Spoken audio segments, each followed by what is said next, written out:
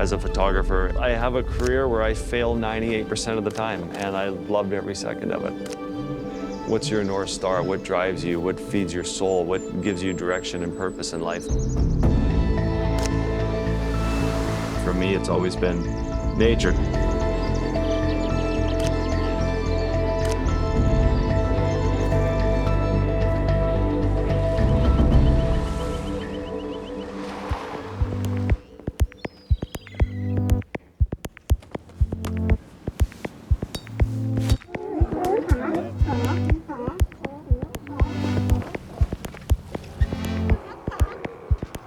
This is one of my favorite spots on the entire planet because this is where I really sunk my teeth into my first big story. And this is where I got the start to my career.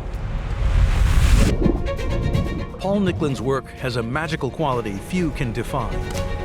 National Geographic's Adventurer of the Year. One of the world's leading Arctic photographers. I always took the hard stories, sea wolves, narwhals, spirit bears, where there was a very high chance that I was going to fail the assignment. What an amazing animal! My mother was always worried about me when I would be diving around the world. I had a film crew here at the house, and I disappeared for an hour underwater just looking for sea lions. And I remember I had to give her a kiss just to calm her down. We just had such a beautiful relationship. Let's go. She would always do this hike in the morning into a place called the Notch. She was always about the 4 directions. She had this routine up there. She would pray. So when my mom passed, I found myself carry on her tradition of praying in the 4 directions. But my church has always been nature.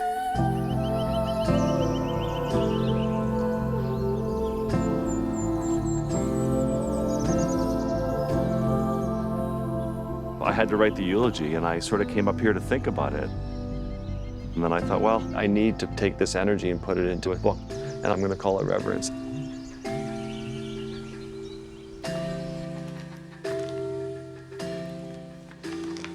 These pictures are 34 years old. It's crazy. It's easy to say I'm going to do a book, and then comes 3.5 million pictures that I have to look through because this book is very different than anything else I've ever done. I can do 5,000 to 10,000 images a day comfortably. This book is one of love, and it's about feeling, and it's going to be anywhere from 70 to 90% new. So I've really gone through this 3.5 million images for the first time with a different set of eyes, and that is, how do they make me feel?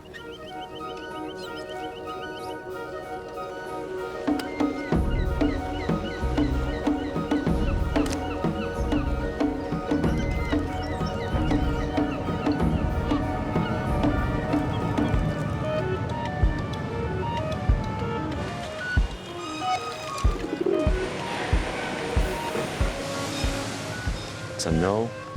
This is a, we have so many bears. We'll say maybe. I need natures, I need wide angles to create transitions. You know, I could have gone the easy way of just you drop your photos off with a big publisher and they spit you out a book and there it is and you're on to the next. But I had the time to get lost in this beautiful process. This one is a maybe as well. This one you don't like? I do, but it's been published so much that Okay. I want to make this book, but do people want this book? If there's a hunger and if it can sway hearts and minds and drive people to good causes, that's success for me. You cannot put this one after that one. I don't know if we can. You think so? Yeah. My first assignment with National Geographic, after 3 months I came in and my editor looked at my work and he said, I need to tell you that your career is probably done here before you even begin. I pleaded that I go back and I did some more work, and it was supposed to be a 14-page story. It was 24 pages. It won Photography of the Year International, won first prize, won World Press Photo first prize. It lets me know that I'm on the right track and shooting real nature photojournalism. And then I got into my next story. Kathy Moran was my editor at the time, and she's like, yeah, it's not going well. I think this could be the end of your journey. The third story, failure. Fourth story, not going well. It was sort of 5, 6 pretty scary lean years, and then finally leopard seals. Then they said, wow, great job, you've got it figured out.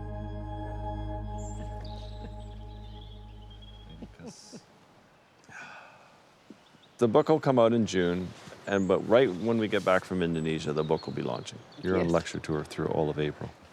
It's nice for you to have a break from me once in a while. Yeah, I'm very excited.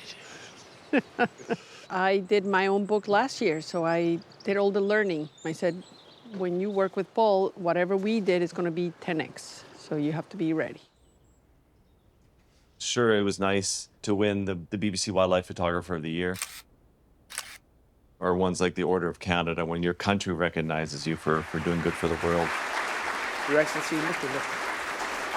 But the greatest achievement I've had in my life is having a conservation win. Right here on the coast, they were going to bring in massive oil tankers. And imagine if one of these massive oil tankers went down, it would wipe out the whole BC coast. And I thought I could do a story on the spirit bear. If I could just get pictures of this really rare, elusive white bear, then I can bring attention to this cause. So we spent 2 years, and at first I really struggled. Another day in the Great Bear Rainforest, no white bear. And sure enough, it was on the last week of the shoot, and I'd sort of almost given up, but this male came down and just gave it.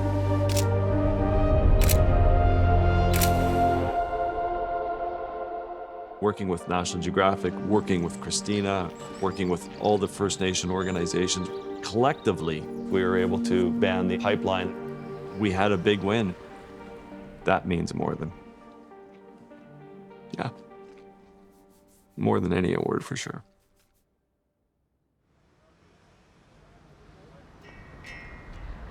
You know, the cover of the book, it's an amazing moment where there's a mother humpbacking her calf, and she's just so relaxed. This mom has been all year in Antarctica getting fat, eating krill, so she could swim all the way to Tonga, give birth to this baby calf, get it strong enough, and now she's about to lead it on a 4,000-mile swim back to Antarctica. And it actually reminded me of my mom and that the hardships she went through. And I sort of see these mothers as these powerhouses of determination and fearlessness. So this book is dedicated to mothers. When I was 5 years old, my family moved to Baffin Island. My mom was a photographer. That picture there, my mom took that with a Pentax K1000 in 1975. She took all these photos. She would, put the in her emulsion bath and out come these prints. It was like magic watching her. And I remember when she gifted me that Pentax K1000 when I was 15, it was like the greatest gift. And that's what started it all. When I was studying marine biology, I really got so big into photography and I was obsessed. And I remember coming home and showing my dad, and my dad was like, what a waste of time and money. Like, can you not go do something important with your life? Later on through life, my dad became my biggest fan and supporter. But I remember my mom at that moment, she just slipped me a couple $1,000s to go buy my dream lens. It just takes the belief of one person to say, hey, go fly. Okay, this is the big moment. This is a little bright. Is the color okay to you? All of the edges look weird. Interesting. These are amazing. They're wild giraffes, but they were dying as little baby giraffes, and they saved them, and they've returned to the facility because they like to be around people. So they're from me, they're leaning against me, and I have my wide-angle lens like this, and they're chewing on my hat. In my editing process, I love this picture, but now I know it's not going to make the book. I have a negative emotional reaction to it as a piece of paper. Oof, this doesn't look good. What is this? We wanted to check. Sure, it's the varnish. So it's the varnish. I think the crisis is resolved. I told you to relax. Every page is like a fine art print experience. The tactile experience of feeling it, looking at it, as opposed to on the screen, you sort of look at it as a whole. But when you have it this size on a piece of paper, you get to wander through the frame. I'm seeing details that I've never seen. Okay, excellent. Merci.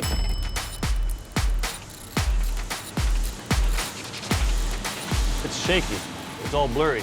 This is just our first test sheet. And now we run through a series of test sheets probably for the next hour or two until it's right, and then they run all 18,000 through.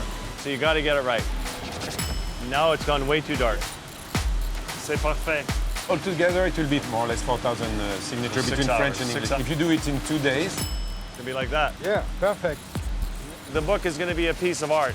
It's the highest quality printing on the highest quality printer and on the highest quality paper as well. The whole thing together is just a real gem, and I'm very, very excited and very proud of it. Just to say, here's my book, hope you buy it, thank you. That's not enough for me. So we put together this little crowdfunding campaign, and I didn't think much of it, but it was the most successful crowdfunding campaign in history for a photographic book.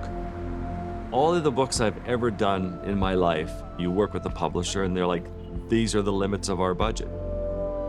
Now I've been able to make the book of my dreams. Then a lot of the proceeds are going to go back to help the real true heroes out there on the front lines who are working so hard, often off the radar. People are obviously devastated by what's happening to our planet, but I think that when you see this, people haven't given up hope. They still want to be inspired by nature. They still want to connect with nature. We need more storytellers out there. We need more conservationists. We need more heroes. This is a time to be brave and step up. And I hope that this book really rallies the next generation to get out there and fight for the planet.